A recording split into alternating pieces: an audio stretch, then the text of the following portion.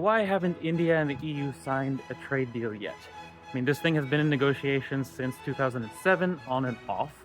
So yeah, where are the sticking points? The gist of it is that the EU and India operate in kind of the same businesses, but in very different environments, and each of them wants market access to the other, but they want the other one to follow their rules. For example, agriculture. Something like 3 to 4% of the EU's labor force is employed in agriculture. These are generally like business people who want profit margins. They operate with strict environmental regulation, so if they have an FTA with India, they want Indian farmers to also follow the same sort of regulations. Now, in India, 45% or so of the labor force is employed in agriculture, and these are not business people generally, they're just very small-scale farmers. So they simply can't afford to follow such kinds of regulation. And so we have an impasse.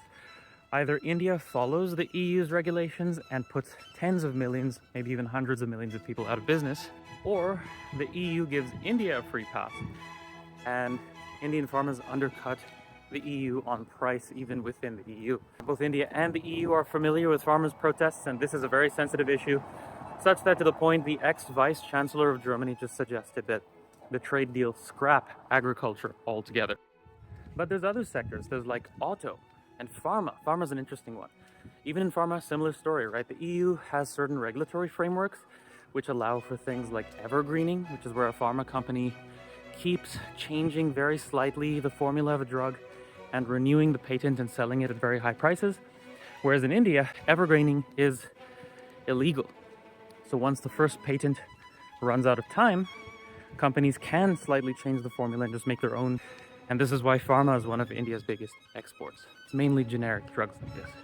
And the last thing, if India is to make concessions on any of these regulatory things, is that India wants more access to the EU for its people. India wants easier visas. It wants recognition of qualifications, so like Indian doctors or nurses can very easily move into the EU and practice there.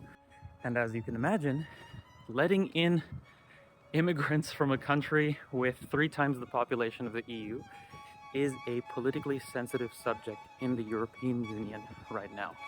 So yeah, those are the big sticking points in the India-EU trade negotiations.